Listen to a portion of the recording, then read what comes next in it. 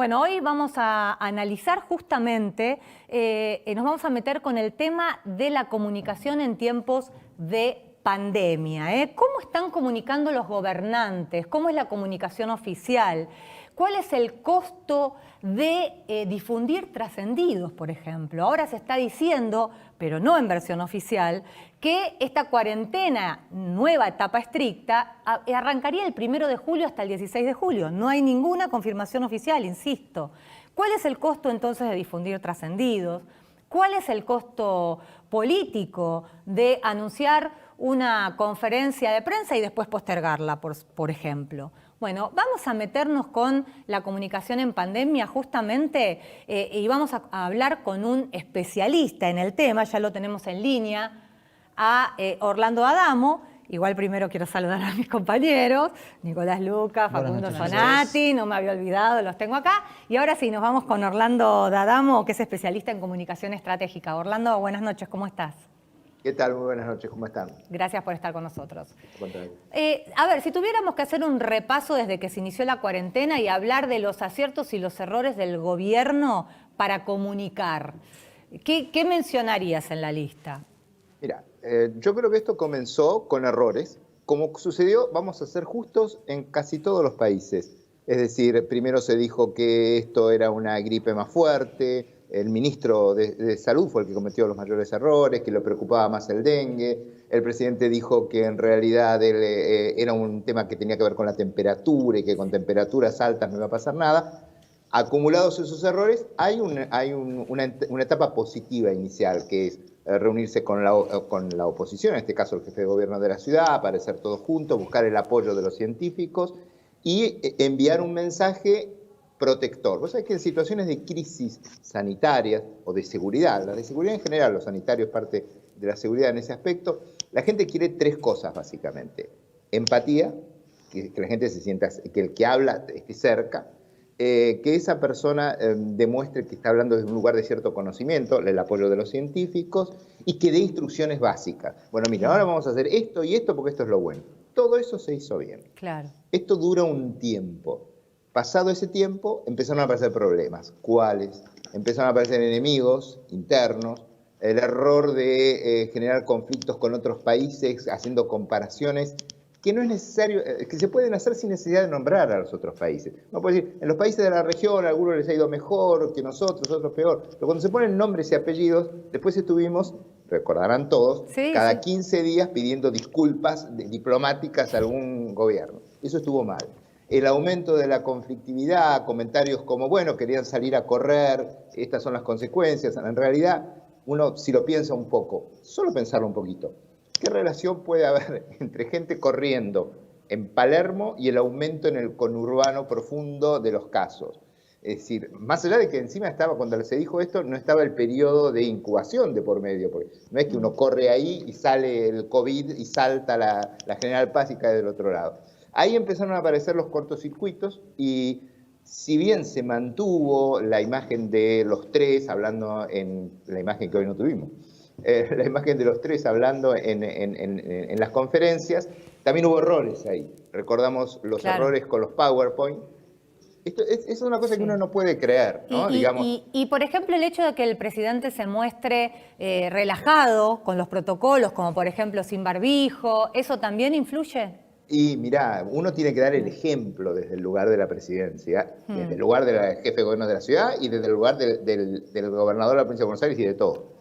Y hubo montones de tradiciones. De hecho, yo no quiero creer que fue a raíz de los comentarios que muchos especialistas hicimos, pero había conferencias en que estaban sentados casi juntos y se tocaban el brazo cuando hablaban, y la verdad, ahí tenemos una imagen muy buena de ese momento, que es muy fraternal y muy argentino y todo eso, pero no es el momento de hacerlo. Entonces yo creo que ahí hubo una serie de errores, enojos en las conferencias de prensa.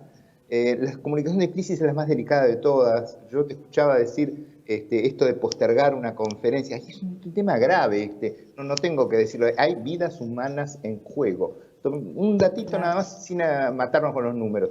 En Europa han muerto cerca de 200.000 personas por esto.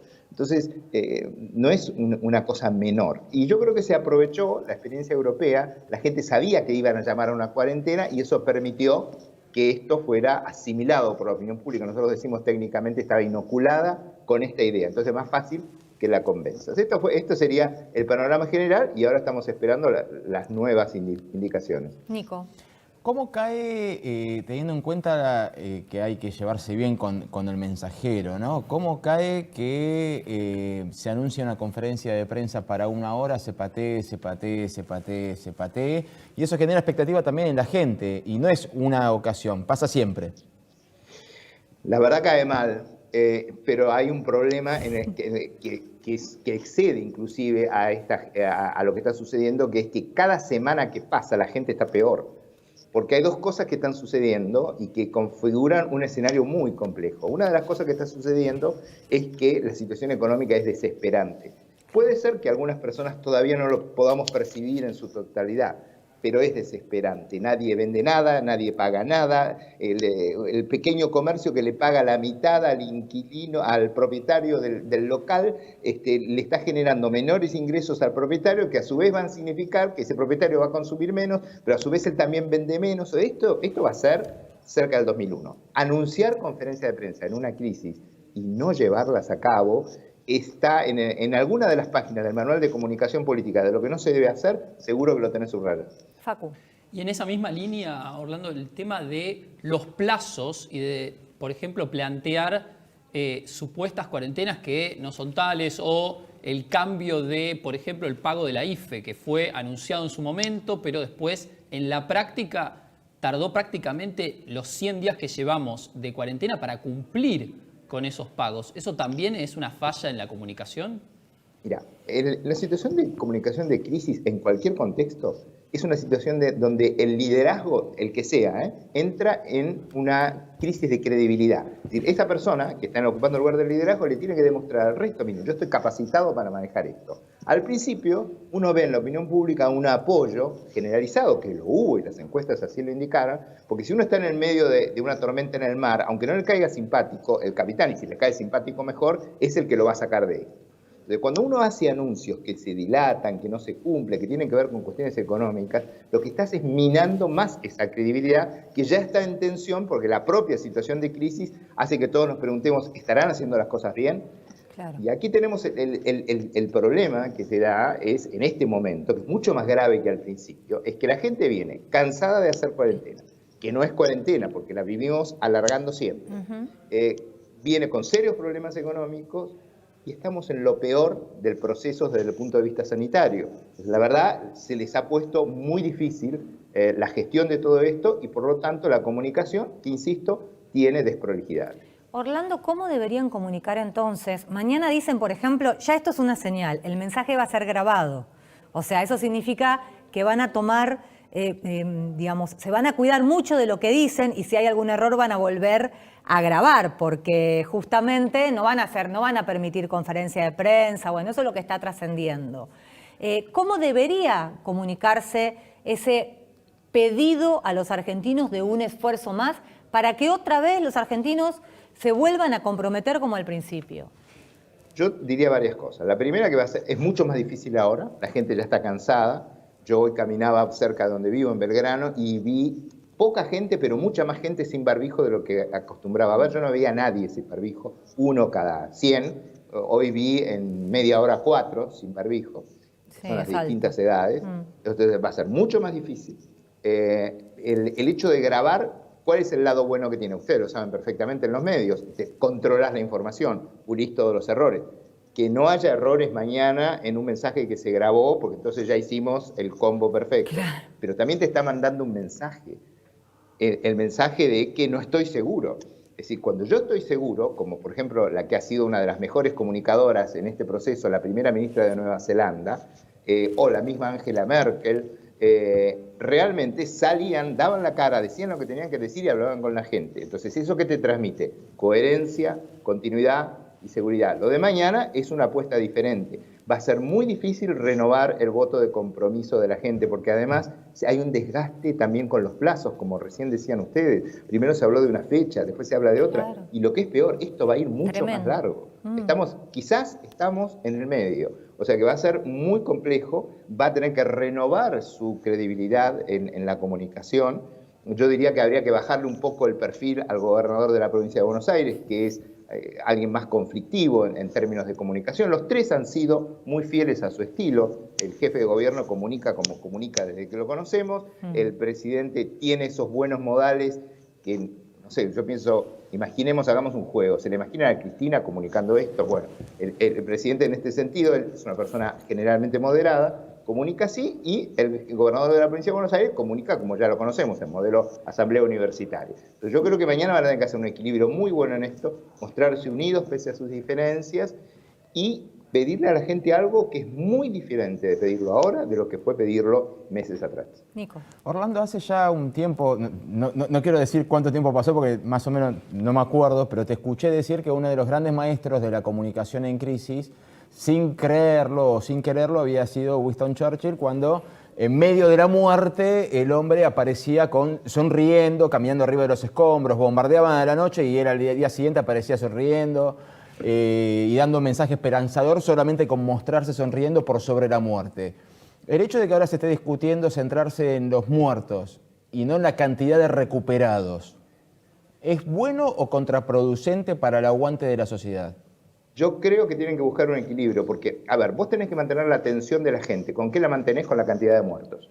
Es decir, vos ponés la cantidad de muertos y la gente dice, ojo, esto es serio. También es cierto, y se dice poco, pero como yo no tengo compromiso con las políticas sanitarias, lo puedo decir, que el índice de letalidad de la enfermedad en general ha bajado muchísimo.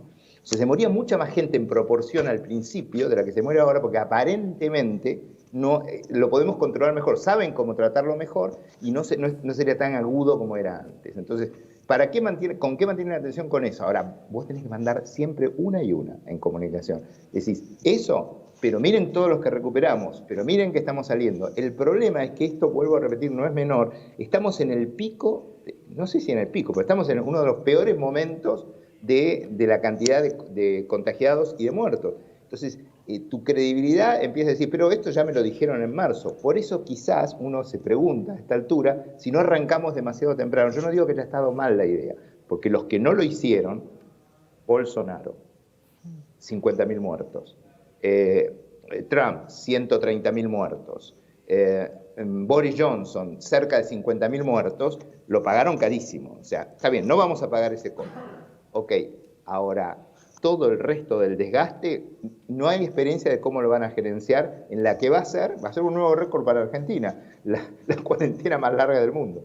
Facu. Sí, y con respecto principalmente al contenido que puede surgir mañana de este video que aparentemente van a compartir cerca del mediodía, tanto el presidente como el jefe de gobierno y el gobernador de la provincia de Buenos Aires, ahí mismo, digamos, tiene que incluir la pata económica, justamente porque hoy pesa tanto más que la parte sanitaria. Yo creo que es un punto muy importante y ahí hubo un error en una de las conferencias de prensa del presidente cuando le preguntaron por la angustia de la gente. Ahí el manual es muy claro. El manual dice, la respuesta correcta era cómo no va a estar angustiada la gente con los problemas económicos que está teniendo, con el miedo de los mayores que se pueden enfermar en las casas y que uno no sabe lo que les puede pasar y sabe que es algo grave. Pero ¿saben qué? Las medidas que vamos a tomar van a ayudar a que eso sea lo menos grave posible. Esa era la respuesta desde la comunicación política, no fue la respuesta. Fue decir, no hay que angustiarse por otra cosa. Ahora lo que estás diciendo sería exactamente eso. Hay que anunciar algo fuerte en lo económico para que la gente diga, bueno, a ver, voy a hacer el esfuerzo, un poco como la pregunta anterior, voy a hacer el esfuerzo, me viene lo malo, pero ojo, me están diciendo que esto y esto va a estar disponible para cuando tengamos que volver a la actividad económica. El problema es que Argentina ya venía mal de antes, y no es España o Italia, a la cual la Unión Europea más o menos entre las dos le van a prestar 160.000 millones de euros. 160.000 millones de euros. A nosotros no nos van a prestar nada, a duras penas nos van a dejar que paguemos un poco menos de lo que debemos, pero algo van a tener que decir, yo diría comunicacionalmente, para mantener ese equilibrio, de hablar de lo malo para mantener la atención, pero decirle, pero mire, con lo económico vamos a hacer esto, estas cosas positivas las podemos hacer para que baje un poco la tensión. Orlando, me quiero meter ahora con Horacio Rodríguez Larreta y los costos que puede llegar a pagar, porque el jefe de gobierno porteño era de los que querían que esta fase restrictiva empiece más tarde, quería mantener los comercios de cercanías abiertos, parece que eso no va a ser así. Logró que todos son trascendidos, porque no hay nada oficial, pero bueno, lo que trascendió después de la reunión es que las salidas recreativas con los chicos se mantengan, pero la de los runners no. ¿Qué costo político puede pagar el jefe de gobierno porteño en la ciudad donde aparecía que el colapso sanitario no estaba tan cerca como en la provincia? Yo creo que la ventaja que tiene siempre el gobernador local, por llamarlo de alguna manera, porque a los fines prácticos es como si fuera el gobernador de una provincia, pero es el jefe de gobierno de una ciudad, pero funciona así, siempre está el Estado Nacional, que es el que claramente toma las medidas. Es decir, la diferencia de enfoque ha sido muy clara. Básicamente entre el gobernador de la provincia de Buenos Aires, que yo creo que tiene un problema que no puede resolver, que es que hay muchos municipios grandes del interior de la provincia de Buenos Aires, no del conurbano obviamente, pero sí del interior, que le dicen, ¿por qué no hacemos lo que hacen en Buenos Aires? Si en Mar del Plata hacía no sé cuánto tiempo que no había un caso, o en Bahía Blanca, o en Necochea. Y él no les puede decir que sí, porque el problema es que si no estaría de acuerdo con lo que se hace en la ciudad. Entonces yo creo que el jefe de gobierno de la ciudad lo va a llevar bien a esto, porque en realidad cualquier sensación de que ha cedido en algo, claro, o ceder efectivamente en algo, va a quedar enmarcado en que tuvo que hacerlo porque el jefe de gobierno nacional, el jefe del Ejecutivo, le está pidiendo eso. No era su idea inicial. Yo creo que se ha también subestimado un problema psicológico en todo esto. Si la gente ya empieza a pasarla muy mal dentro de las casas, porque aquí se ha hablado, por ejemplo, qué lindo el teletrabajo, trabajar desde la casa y qué sé yo, pero de repente en una casa hay una computadora para dos chicos que están en el colegio primario, o uno en el primario y uno en el secundario, y el matrimonio trabajan los dos, y todos la tienen que usar, y están todo el día cohabitando, y no dejárselo por lo menos a los chicos a salir, que se sabe que la posibilidad de riesgo, hoy recomiendo una nota en el diario La Nación donde explica muy bien, es una nota que es tomada del New York Times, donde dicen que la posibilidad de contagio en lugares abiertos es bajísima, que lo grave sería meterse en el subterráneo de Buenos Aires en hora pico o en cualquier hora, porque suele estar lleno siempre, y estar apretado con alguien, pero en los lugares abiertos no es así, por lo menos para que los chicos aflojen un poco, porque van a aflojar los padres, y porque vamos a terminar psicológicamente todo detrás de esto muy mal. Creo que en ese sentido el jefe de gobierno ha mostrado varias veces sensibilidad frente a eso, y no creo que por lo tanto que si tiene que volver atrás en algo se le atribuya la culpa a él, sino a los otros. Nico. Orlando, ¿qué análisis haces del poder comunicacional de este tridente, ¿no? Del jefe de gobierno, del presidente y del gobernador de la provincia de Buenos Aires en su mensaje, ¿no? Porque primero viene, ya es casi una tradición, primero viene la conferencia de los tres juntos, después queda el jefe de gobierno respondiendo preguntas concretas, Axel Kicillof con por ahí un poco poder de síntesis, pero al día siguiente vienen otras conferencias, una del jefe de gobierno y otra del gobernador de la provincia. ¿Cómo ves el desempeño y para vos quién es el que mejor logra transmitir sus mensajes? Yo creo que inicialmente la idea fue muy buena, porque en esto de mostrar unidad, que es lo que hicieron finalmente en España y les costó un poco más en Italia, frente a esta situación, porque esto es una situación de crisis, entonces la gente lo que quiere ver es que no se están peleando por minucias. Que la gente lo que tiene que ver es a distintas lecturas posibles de la realidad, porque también Kicillof no tiene el mismo pensamiento que Alberto Fernández, sin duda, por más que forma parte del mismo espacio político. Entonces yo diría, el primer combo, muy bien.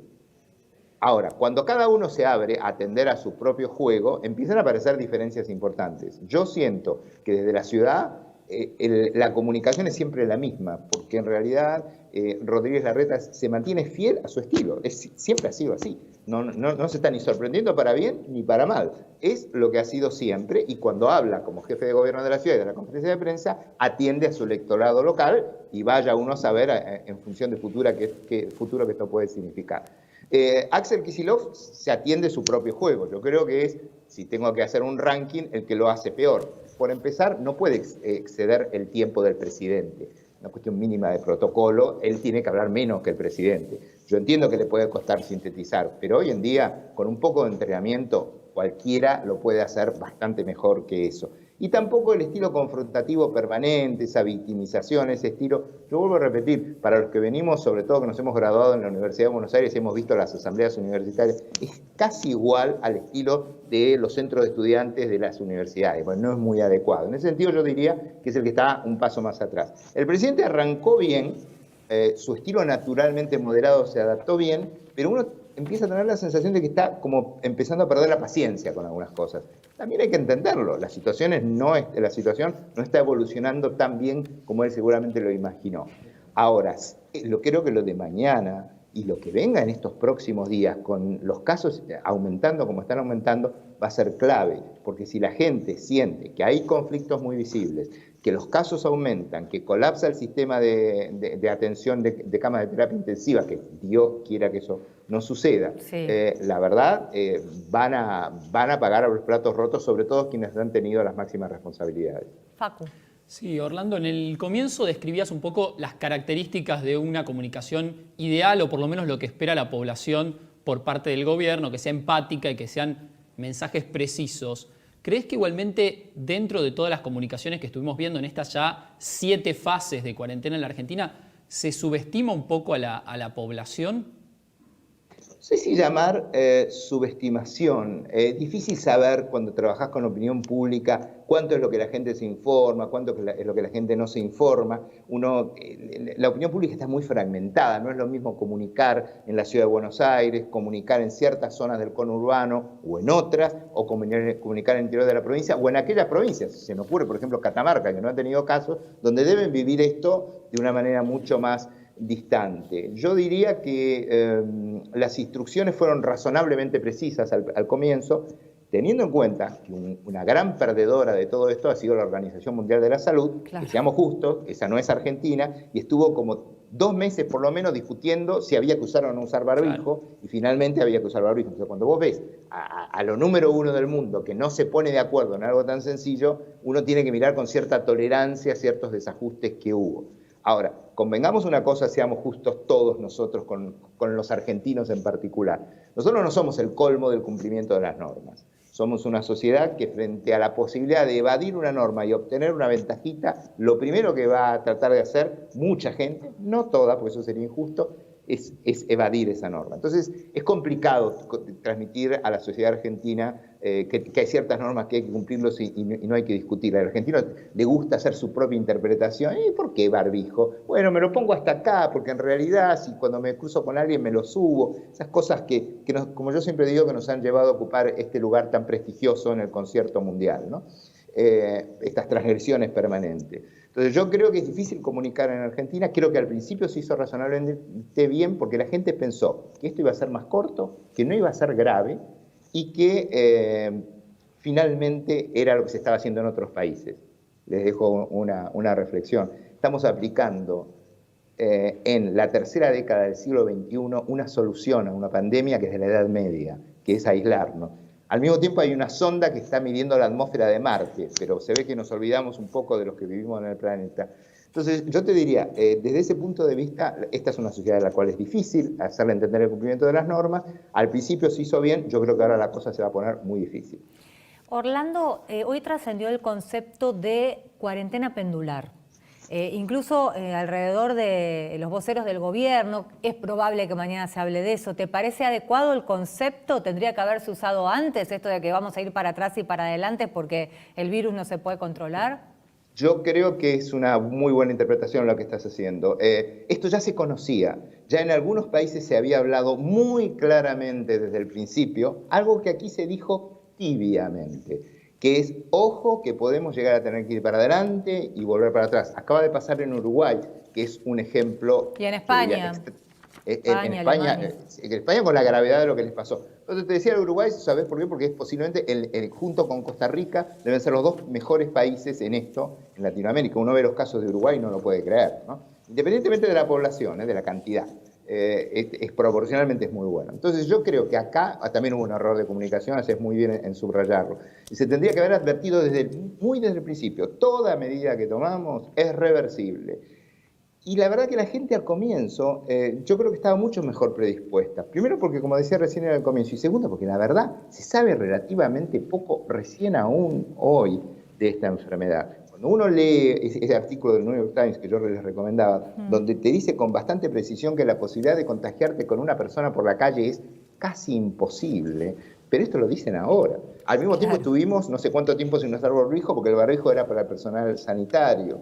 Entonces, yo creo que ha habido varios de sus errores y este en particular se pudo haber resuelto advirtiendo desde el principio a la gente. Vos cuando a la gente le advertís que algo malo lo vas a tener que hacer más adelante, no lo va a ver tan malo cuando lo hagas. Cuando uno a la opinión pública no le advierte y se desayuna cuando cree que todo esto está terminando, una frase no feliz del presidente fue: le vamos ganando al virus, lo hizo en un reportaje por Facebook, creo. No está bueno, porque entonces ahora la gente empieza a decir, pero entonces esto no era como me lo contaron, y en Argentina estamos tan acostumbrados a que las cosas no sean como nos las cuentan al principio. No quiero hacer ningún recuerdo histórico, pero hay para gusto del consumidor, ¿no? Sí, a perder rápidamente la confianza, Orlando. Y eso sería catastrófico. Claro, claro. Bueno, muchas gracias por estos minutos al con contrario, nosotros. Gracias a ustedes, hasta la próxima. Bueno, Facu y Nico, ¿a qué conclusión llegamos? Y para mí al principio está claro que son 3 estilos de comunicación distintos, los del tridente, como le llamamos, que al principio se complementaban perfectamente. Horacio Rodríguez Larreta bajaba al lenguaje porteño lo que decía el presidente, y Axel Kicillof se extendía un poco más. Tiene poco poder de síntesis, seamos honestos, sí. Pero se complementaban. Pero a medida que fue avanzando el hartazgo de la gente, esa sincronía en la comunicación entre ellos, ya directamente es Alberto le habla a su electorado, Rodríguez Larreta le habla a su gente y Kicillof le habla a su tropa. Y se acabó. Facu. Sí, visto y considerando la situación de crisis a nivel global, y si nos ponemos de alguna manera un paralelismo con el resto de los países, la comunicación aparentemente, y por lo que decía sobre todo Orlando, que es el que sabe, fue bastante acertada. Y de hecho los argentinos en su inmensa mayoría cumplieron la cuarentena y cumplieron las restricciones que se fueron dando a lo largo de las distintas fases. La pregunta es ahora, ¿qué va a pasar cuando volvamos hacia atrás el próximo 1 de julio, sobre todo en el AMBA? Por eso va a ser clave cómo se anuncie mañana, cómo se le pida a los argentinos un último esfuerzo, si se van a dar inicio y final de esta nueva etapa de restricción. Eso es algo que se estaba discutiendo también, era una condición del jefe de gobierno porteño.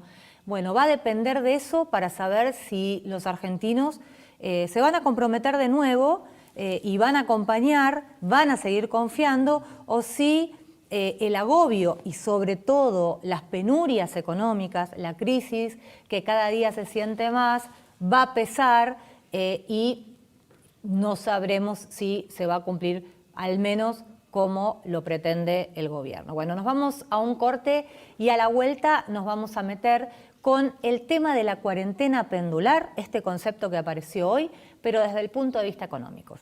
Ya volvemos.